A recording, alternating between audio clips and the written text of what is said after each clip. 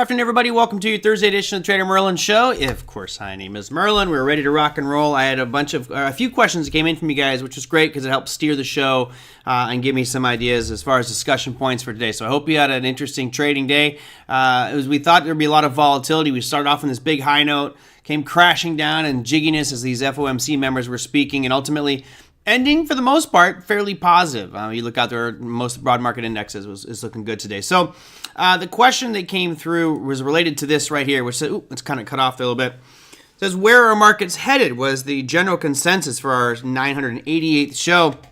And that question came in from Tom. He says, could you talk about where you think markets are headed over the next few months? Well, look, whatever I say is just my opinion and could be very, very wrong. I actually have on my list of things to do, I have to go back through and find a show where I scrolled through our predictions for the S&P 500 by the end of the year, because of course that hard drive crashed and that whole list is gone. But all of us had different ideas as far as what was going to happen with our financial markets by the end of the year. Most of the crew is saying very bullish. And so far, you've been appeased by that nice bullishness of this overall market. And the question, I guess, is, does that continue? So I guess first place I have to start is looking at the overall market and looking at that S&P 500. So here you see that ES, of course, again today, another all-time high, another intraday high. And based off what I see on this chart, I would be remiss if I said it was going to go down. It looks like it's going to continue trending to the upside, that we're going to continue to see this momentum. Now, that said, I do expect, and I think it actually can happen here relatively soon, a little bit of a pullback, right? A little bit of a pause based off the buildup to the Fed cutting 50 basis points. Markets priced that in. It shot up, and now all of a sudden, I think it's going to come back just a little bit. No, isn't the lives archived? Yes, they are, Sava, but the problem is I have to go find out which show did I scroll through, because there's one show where I literally scrolled through everyone's calls, and I wrote it down on my notepads, but I've got hundreds of pages of notes over here as I do these shows. But I will find it, and I'll get that backed up here so we can get our rewards for the end of the year. Yes, I do. It's written down, Lisa. It's on this pad. I mean, I could try to find it right now, but we went over it one day, and I went, oh man, I got to write that down and go back to that specific session to find it. But it's written down here. I know I've got it written down, but yes, I will find that one. Anyway, the point I was trying to make with that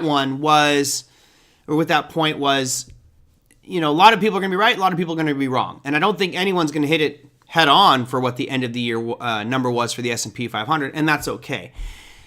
Going into the end of the year, I mean, my mindset typically is going to revolve around the historical norms, which would, you would have Big Ev like to modify your score. Not going to have Big Ev, you're stuck.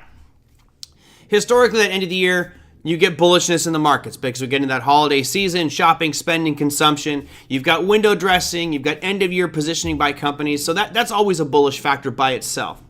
The second component is going to be, at least in my opinion, the election. And I think that election is probably going to be a positive thing for our markets. Regardless of who's elected, I still think it's going to be positive for the markets because we'll have the uncertainty of who's going to lead this country out of the way. It's going to be somebody different. That we know for sure. Will it be Kamala or will it be Trump?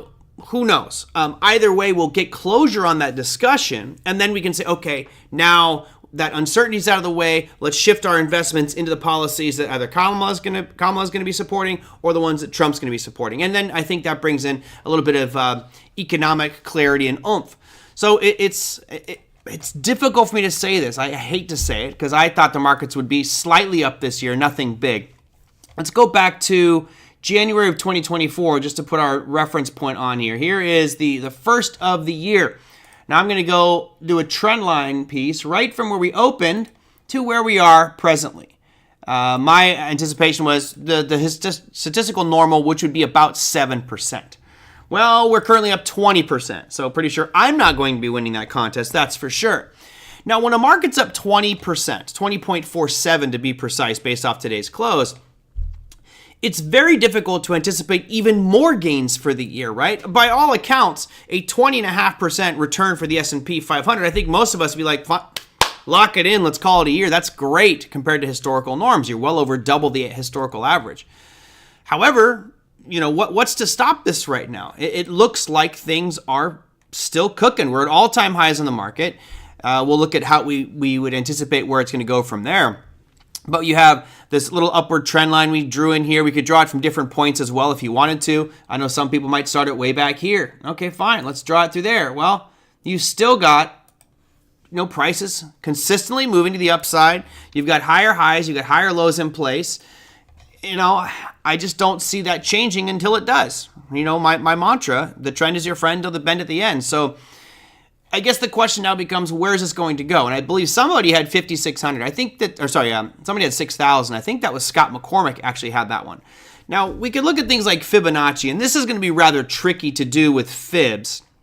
Let me dial this one in here. One of the common practices with Fibonacci retracements would be you take the low point to the high point, and then you would map it out to the most recent pullback. And oops, that's not a Fibonacci extension. Let me put Fibonacci extensions on there. There we go. I'm going to start here at the bottom. Go to the high. The bottom was actually October 27th of 23. Go to this high point that we saw, which is going to be on March 28th, and then I'll go to the low point that we saw on April 19th. All right, now those levels are targets that can be mapped out for the extension on this one, right? Now, I'm going to do a couple of different things here because I treat Fibonacci extensions rather loosely. I don't really think that they're the albeit piece, but I'm going to map out a couple other horizontal lines. All I'm looking for is confluence. So you have the 618 level right here.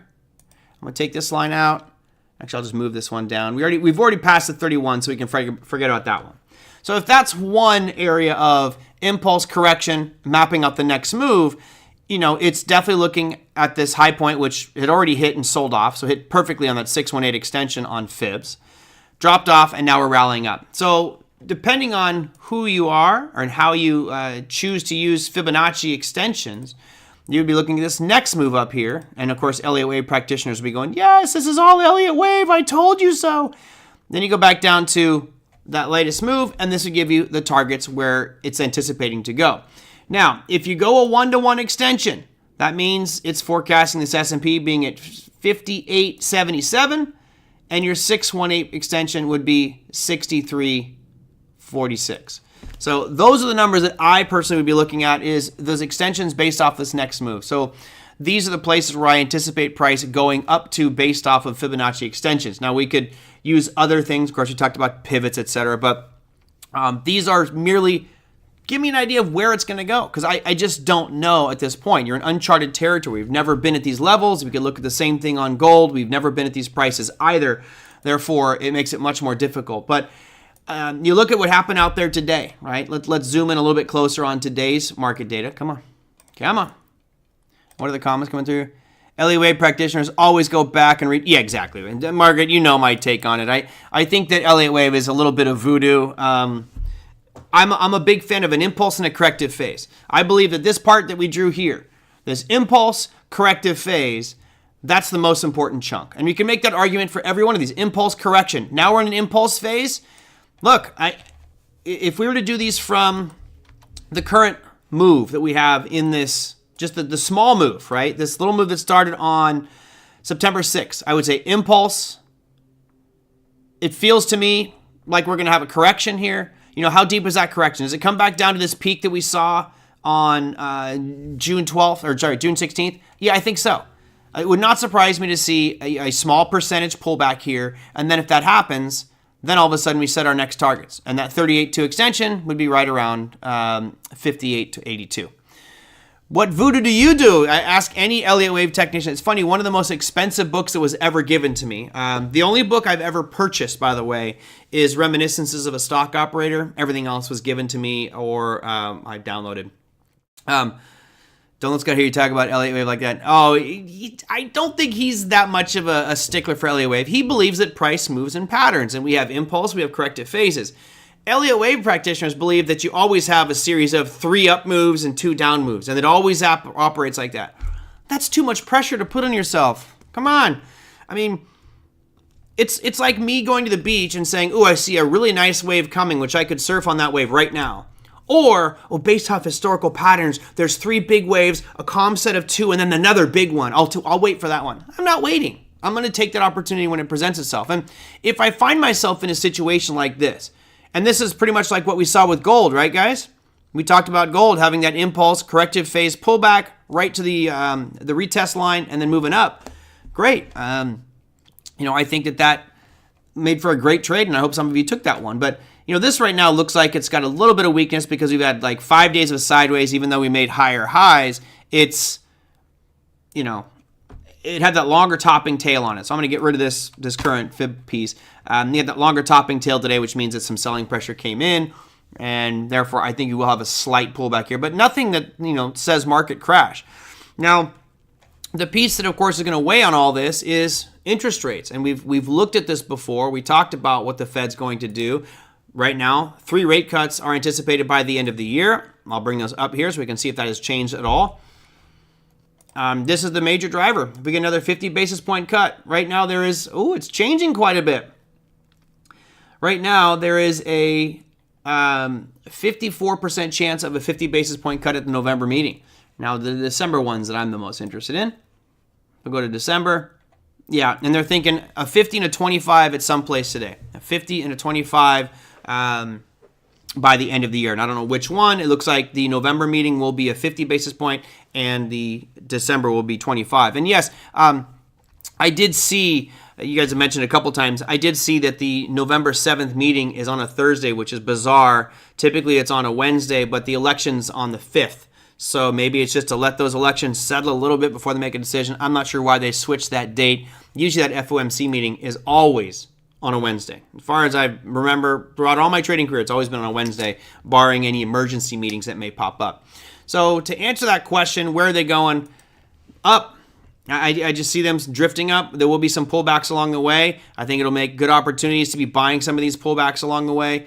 But I'm bullish on it, and I don't really have a crystal ball. But AI certainly created a pretty cool graphic of one for me. My hands look very soft, like I don't do any hard labor. Those are some soft hands there. But I think we're going up. And what do you guys think? If you had to say by December of this year, I guess I could make it a poll if you wanted. Let me make it a poll real quick. Start a poll. By the end of the year, whoops, let's go right here. Will be ... We'll say higher, we'll say lower, and we'll say the same. Just curious what you guys think. All right, so there's your poll started out there for everybody. And again, it doesn't matter if I'm right or wrong. At this point, what I'm doing is I'm looking at building more bullish positions and kind of going longer term. I've had the bullish mindset, so as these markets dip, I'm selling puts on it and I'm hoping I get exercised on it. As you guys know, I had the 1150s on Rivian. If I get filled on those, great. Rivian had a huge dump the other day, so I will most likely get those shares tomorrow. Let me bring up Rivian just so we can see what went on with Rivian. They got downgraded, and of course, that was a nice knee-jerk reaction. So there's the 12s, which is part of my positions at 12, but I've been collecting premium on it. And then the second portion is here at 1150. So most likely I will get exercised and have some 1150 Rivian puts put in my position, and I'll be selling calls against all 3 of those lots, since I got 3 pretty big size lots on that one. But I wanted to do this more with some of the other indexes. As you guys know, the other last week on Friday, I had a lot of puts out there, and I was really hoping that some of those would have met and filled me. I wanted to buy them at lower prices because I did anticipate this market kind of having a little bit of a rally to the upside, but there we go. Monkey61 says, my guess is the FOMC meeting start is delayed to Wednesday to let the Fed people vote on election day. Yeah, they probably vote already, right? You can send them in early. But yeah, you're right. You got a Tuesday, Wednesday meeting. Maybe move it down. Could be because of that. Let's see. PCE tomorrow. I believe the market moves on data. I believe as well. And of course, we know that PCE is one of the major ones out there. Let's bring up that just so we can look at it. There's your core PCE price index numbers. Right now, the expectations are they're going to come out at 0.2%, which would be the 3rd month in a row that we've come out at 0.2%.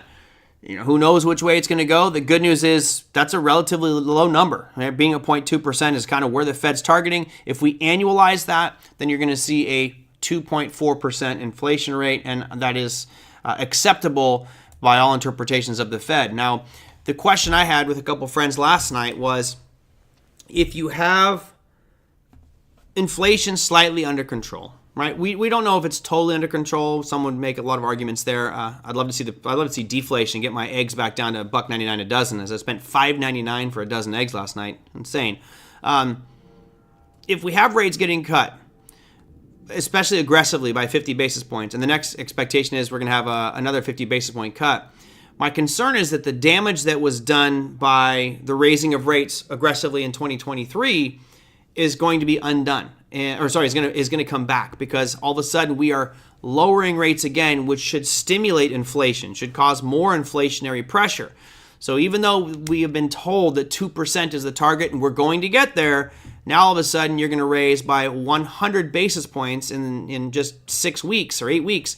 You're going to cut that rate by one full point. To me, that's going to add a lot of pressure on inflation again, and all of a sudden we find ourselves back in a troublesome situation. It seems like the prudent thing to do would just be keep rates right where they're at until you got to your 2% target, like you said you were going to do, and then lift off, but they didn't. Yeah, Oliver, there's a 54% chance of that is going out 50 basis points in November. Surprise? I don't think so.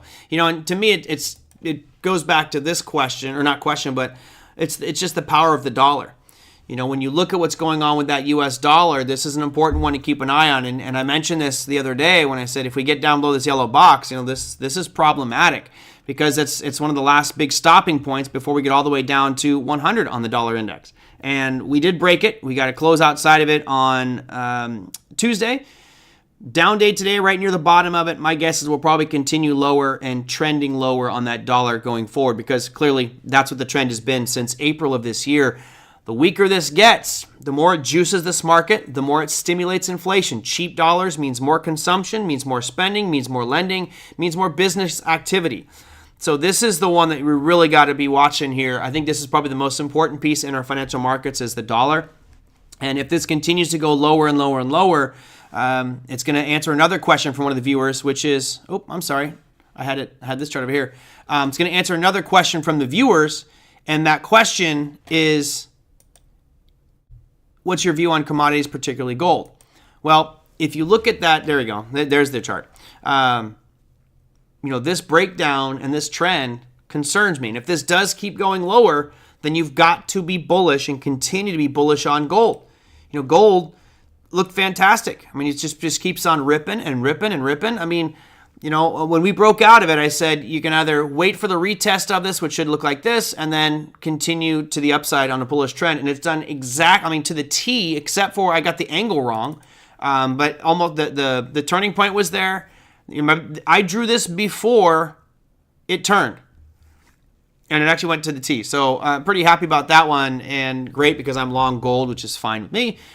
But I do think you'll see a little pullback along the way, but that trend's probably going to continue on up. Remember, the cheaper the dollar gets, the more commodities people can buy, which is going to drive the price of some of these commodities up, therefore fueling inflation yet again.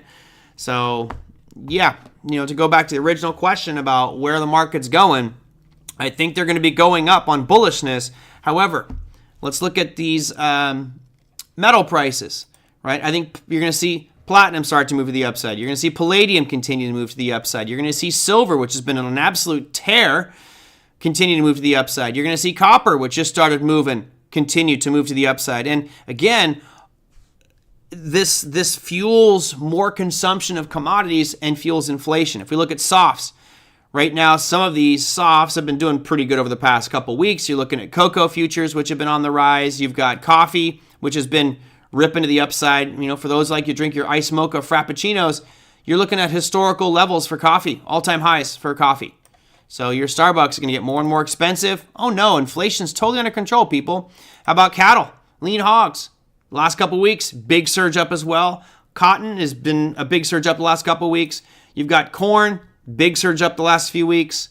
Hogs, well, definitely a big move up since mid-July, but way down off of its all-time highs. Your soybeans have been on a monster run over the past 2 weeks.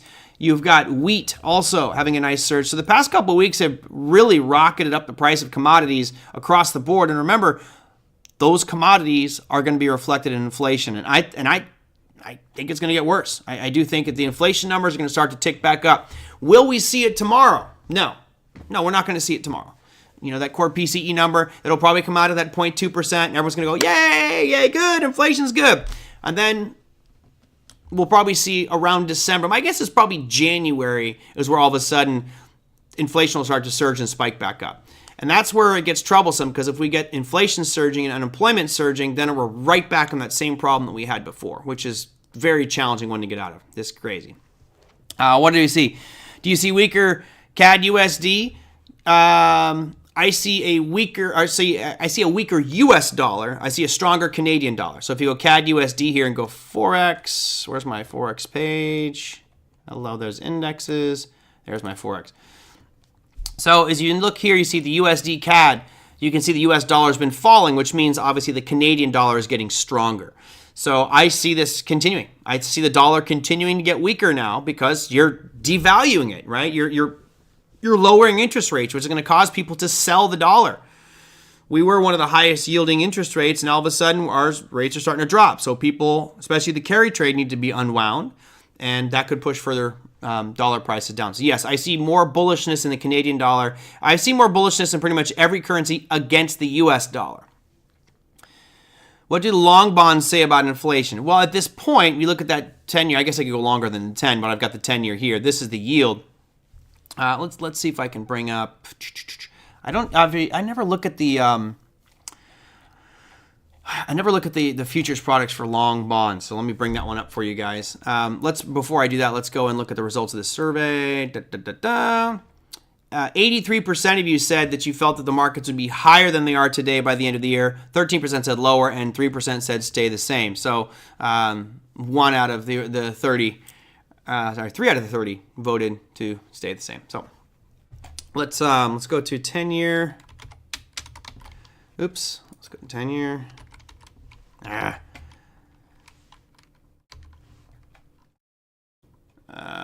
Well, I'm not gonna bring it up.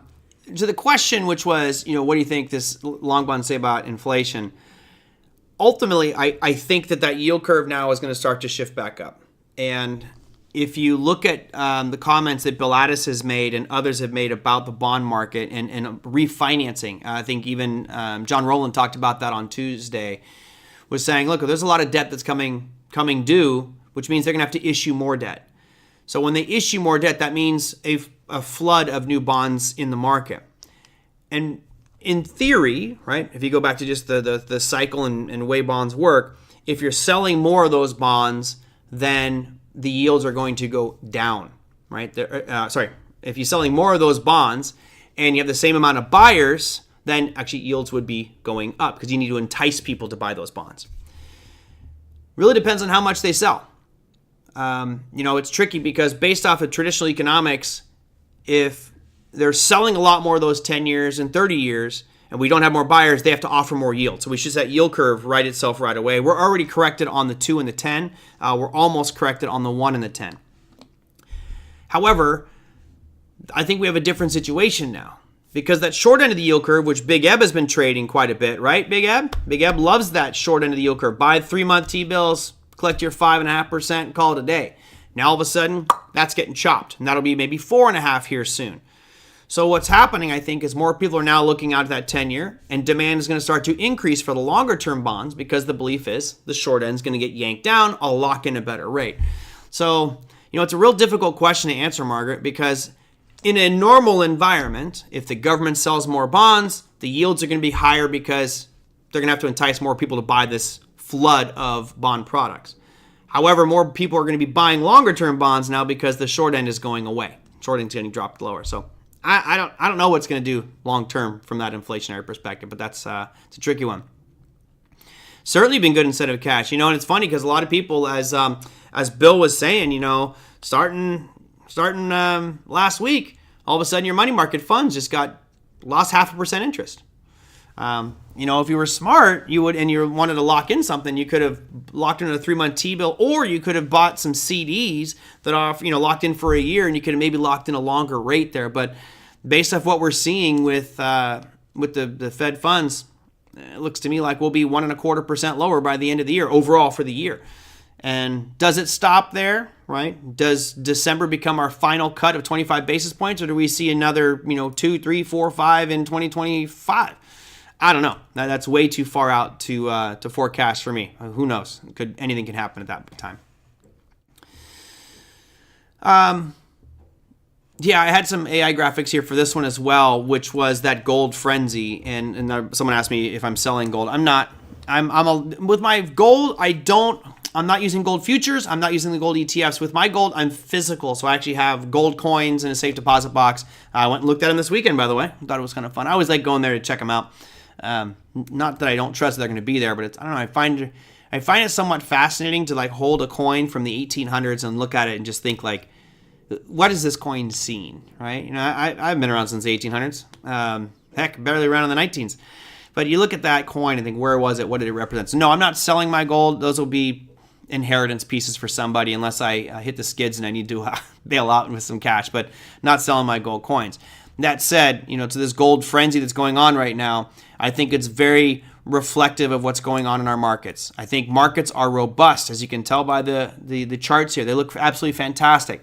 But I do think that people are also positioning themselves for what they think is going to be a crash. And I don't know when that's going to happen. I think a lot of you had forecasted by the crash next year, 2025. And a lot of people that I know have also felt that 2025 will be a crash year, a big down year. And I'm like, okay, if it happens, it happens. I'm not going to hang my hat on that one. But you guys know my belief on this chart here. If I bring this up to a monthly and just bring this picture up, it's hard for me to think that nothing's going to happen. Hard for me to think that this is normal. This is completely not normal.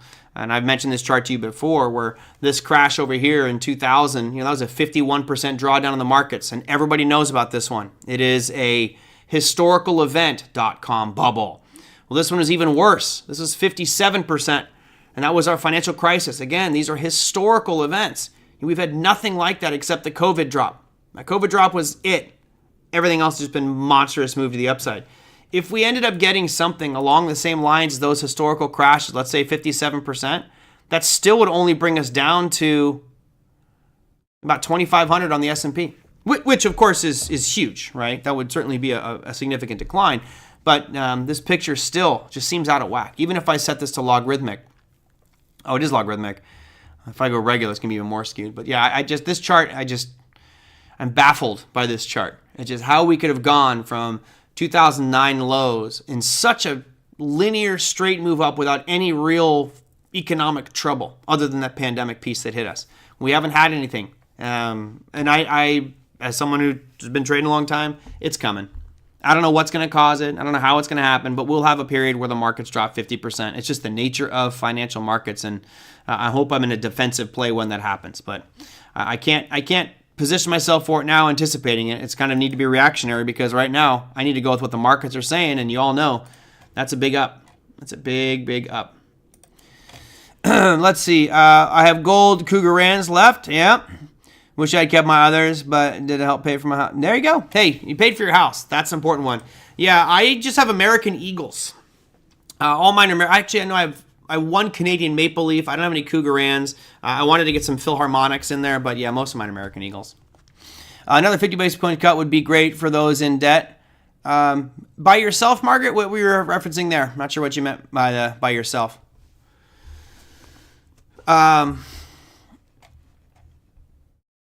Or am I a perma-bear? I'm not a perma-bear, but I just think that I think the markets operate with bullish and bearish moves, and I don't think we've really had much of a bearish move based off historical norms. So I'm definitely not a perma-bear. No, I think that there should be a reset. In this point, by yourself at the bank. Yep, by myself at the bank. So when you look at what's gone into it, and I mentioned this before, you look at just the stimulus that's gone into the markets, you look at how much money the government and the Fed and the Treasury have printed to solve the COVID issue. To me, I don't think we've seen the damage from that yet. Yeah, we saw inflation, but I cannot believe that you could flood a market with capital like that and not experience much greater pains. Now, the challenge will be, if we come out of this smelling like roses, what it does is it gives the Fed and the government and the Treasury the green light to do this all over again. And that could boost our markets higher and higher and higher. But at some point, you'll exhaust that fuel, and it's going to come ripping down in a big way. We'll see how it gets there. There you go, big guy. Yeah, I'm a perma trend. I definitely am one that is contrarian when things get overextended. Like you look at the gold chart. I'm long-term very bullish on gold. I'm contrarian at the moment. I feel like at the moment, gold needs to have a better pullback, right? Because we haven't even really tested any of these most recent lows. Now, that pullback we had just last week on the 18th on Wednesday, that retested the breakout. This is a textbook retest. It breaks out, goes up for a couple days, pulls back, retests, and that's your second opportunity to buy. This is absolutely the definition of a breakout pullback, total. But I do think we'll see some weakness here over the next couple of days. You look at what happened to that ES out there today. You've got a longer topping tail on that one. Same thing with the NASDAQ. Looks a little bit more bearish. You got the Russell, which has not been making new highs, getting a little bit weaker here. Certainly, my eyes are going to be on the NASDAQ tomorrow because tech is really what brought this one up. We did break above that line, which is great. Do we get follow through or do we get a pullback right away? The picture here tells me most likely a pullback. So yeah, in that sense, I'm going to be somewhat contrarian. Watch out for that falling knife. Yeah. The other thing here was, when you think about this, where the market's headed. I really like the comment that was made, I think, by John Rowland on Tuesday, and I totally agree with him on this. If you're bullish on the markets and you do have cheaper money coming into the market, rate cuts, right? Rate cuts make money cheaper. If that's the case, then you should see the Russell outperform the broader market indexes. Meaning Russell should outperform the NASDAQ, Russell should outperform the Dow, and Russell should outperform the S&P on a percentage basis if that market is in fact in a very bullish environment. So, keep your eye on that Russell, even though it looked weak. Yep, did come into a triple top, right? We hit it once, sold off, hit it again, sold off, and now we came back to a third time. If we break above that, that's going to be a real strong move for that Russell. It tends to have those crazy, strong, bullish moves. So if I had to put money on one of the four markets, based off of the belief that we're going to see this market continue to move to the upside, then I am looking at more bullishness on the Russell than I would on those other indexes. And was that the last of the questions? I had the dollar in, I got the gold question in, and I think that, I saw this one did come in, the Costco earnings. I didn't get a chance to pull up their earnings sheet, but I did bring it up over here. Costco did beat earnings. I didn't see their forecasts were. They came out at $5.15 per share versus $5.05 estimate. So they slightly beat their earnings, and they're mixed after hours. Go Costco. They were bullish. Right, had a nice swing to the upside, and now actually down in after hours. Let's go 1 minute here so you can see the after hour. Yeah, it started off, gapped up nicely on their earnings. Hey, we beat earnings. Boom. Now all of a sudden we're down 0.77%. The good news is, it's not a giant meltdown by any means price-wise, so that shouldn't have much of an impact on our markets tomorrow. But they did beat earnings. It was most likely a statement that was on the earnings call talking about maybe slowing demand going into the fourth quarter of the year, and which is normal. Set that bar really low going into Christmas. Let's hope. I got my fingers crossed that Costco has a sell-off here. I'd love to buy back into Costco at some lower levels, but it just looks beautiful. I mean, that chart tells you people are not worried about spending money. Let's see. I fear a reverse market crash. You mean like a melt up, Bay Street Wizard? You mean a melt up? That's what several of my guests have talked about in the past, as having a market melt up, not a melt down, and we may get one of those, right? A melt up, similar to a meltdown, right? Obviously, a meltdown is where you have a significant decline very rapidly in the markets, and that presents a buying opportunity, right? A melt up means a very strong surge to the upside in a market or a segment. If that happens, that would represent a selling opportunity. The challenge is, in a meltdown, I can pinpoint areas of demand lower on the price chart where I'd be looking at buying at, right? On a melt up at all-time highs on gold and the S&P, NASDAQ, Russell, Dow, if those have a melt up, they'll be at all-time highs with nothing to look at in reference. Makes it much harder to time that point where you want to go sell that market and go short. Merlin, how about Bitcoin? Where is it going to be at? By the end of the year, my guess is probably about 100 to 110 was my thought for the end of the year. If you look at what happened out there for Bitcoin today, this is on the future side of things. It's looking good, folks. It's looking real good. So let me zoom in here a little bit.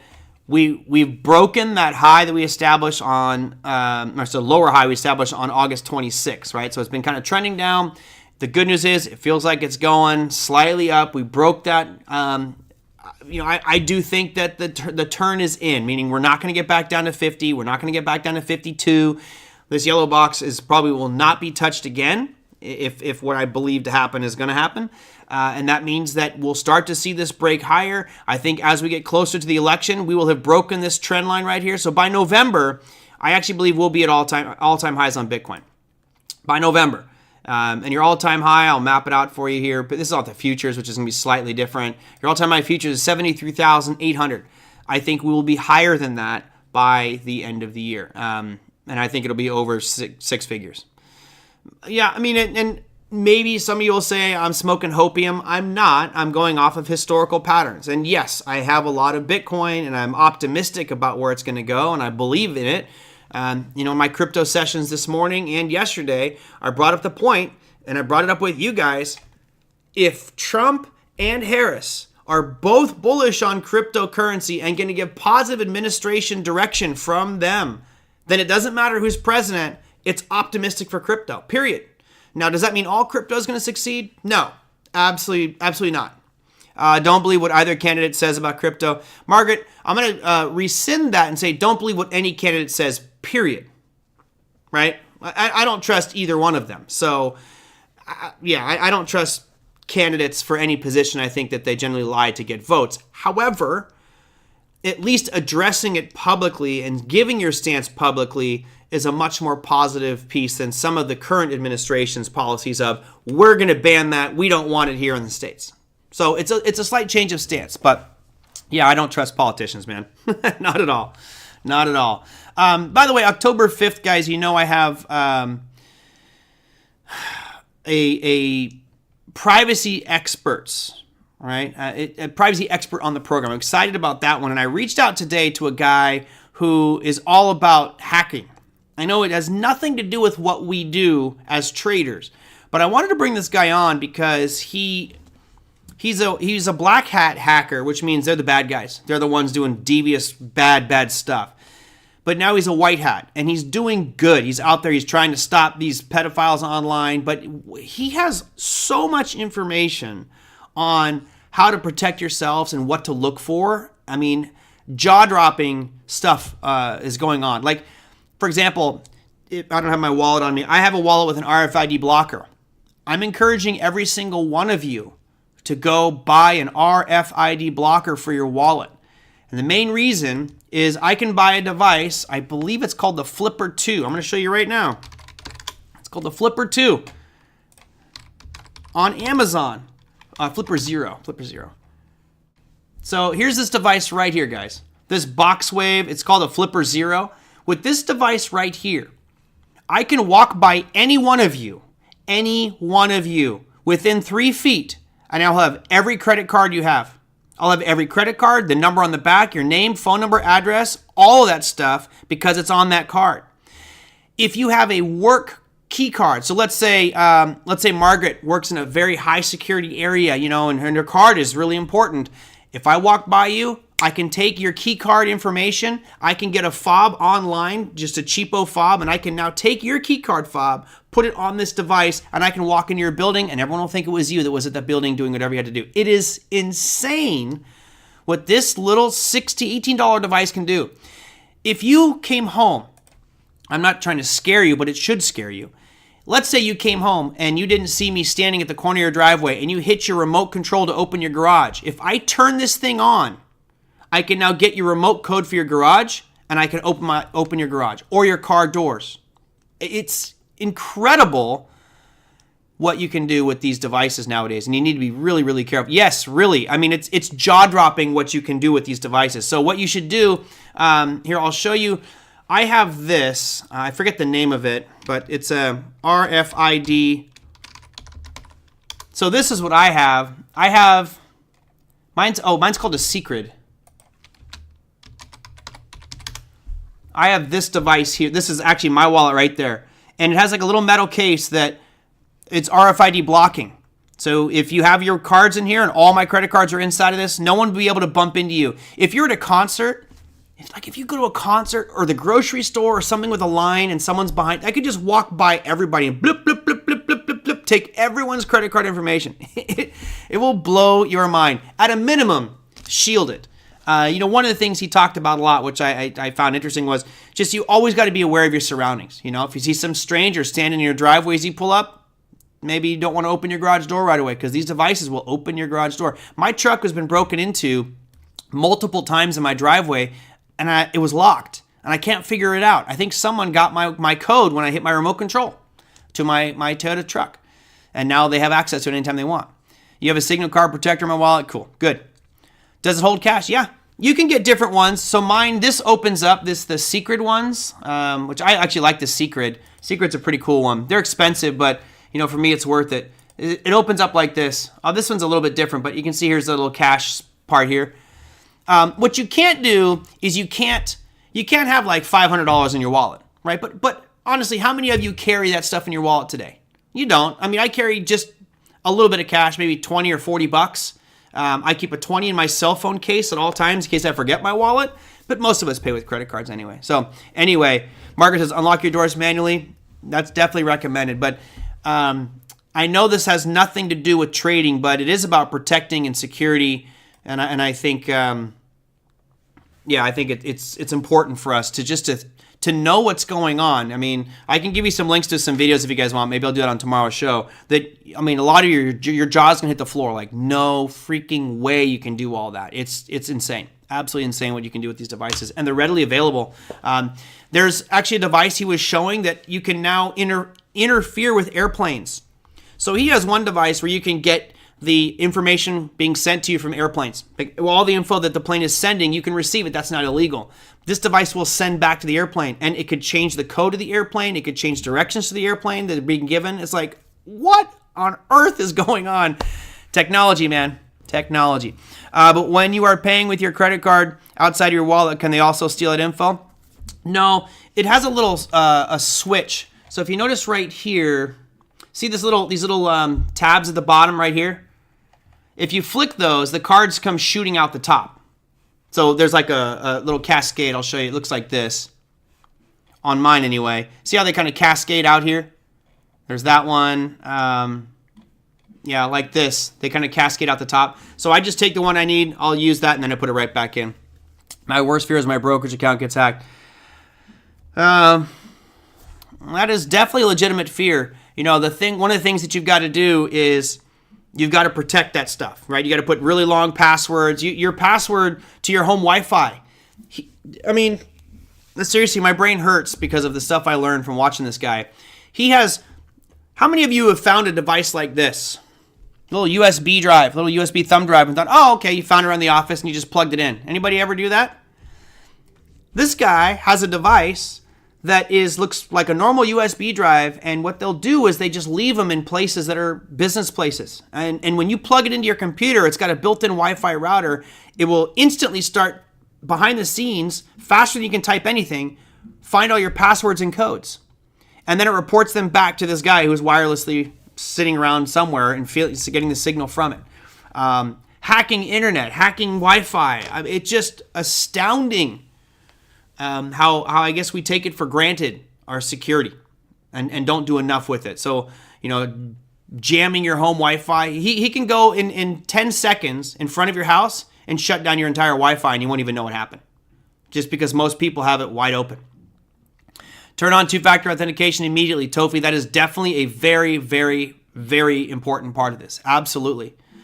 If you're sitting at the airport, or you're sitting at a coffee shop, don't connect to the Starbucks free Wi-Fi. That could be him.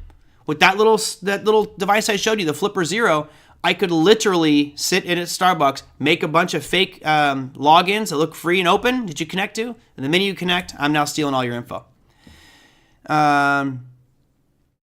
Can he get free cable? I'm sure he has free. Actually, he's probably pretty straightforward now. He's got a pretty straightforward thing. There was one thing. What was it called? pentester.com. So this is his company. And what he does on the side for himself is he just sees if you're at risk. So just for fun, if you guys have a junk mail account, so which I do, I have a junk mail account, just type it in here, type in an email of yours, and it will give you a printout instantly and tell you how vulnerable you are. What's kind of scary, if you typed in your email here, it's going to show you probably within 10 seconds your email, your address, your phone number, and a lot of other information. You're like, holy cow, all that's out there. It'll tell you how many times that email has been part of a breach or a hack. It's scary. It's really, really, really scary. But I think it's incredibly important to know as much as possible about it so we can protect ourselves. So I'm going to try to get this guy on. Fingers crossed I can get him on. I'm sure it's beneath him because he's got, hundreds of thousands of followers, and I've got like 6,000. So I'm not going to do him much good, but I think the message is important to be shared and spread. I have to answer my phone for numbers I don't know because of so many clients. Oh, man, I won't answer any. If I don't know that number, you can leave a voicemail. Someone sent me my password for my email. Ooh, ouch, ouch. Make that password long, man. Make it difficult. All right, I'm annoyed with all the junk mail. Well, that's why I have a separate account. I have a separate account for junk mail, newdynasty@yahoo.com. That's my junk mail account. Don't ever send me anything there because it's going to go straight to junk mail. The email on your screen, I don't use that for anything other than this show and maybe a couple other business pieces. So I don't get junk mail there, although I'm starting to. So, that's a personal email. My New Dynasty one, if I sign up for some magazine subscription or anything else, newdynasty@yahoo.com. Everyone here should have a junk mail account and use it for everything where you don't want that spam or your email.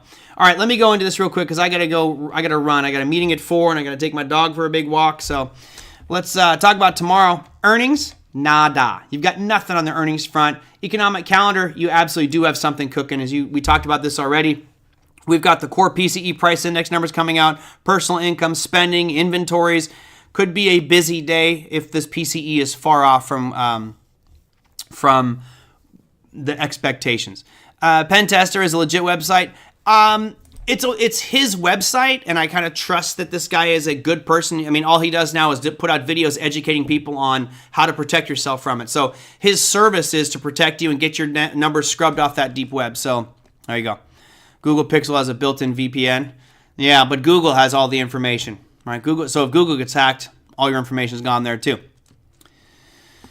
All of our information is already out there. Freeze your credit. Yep.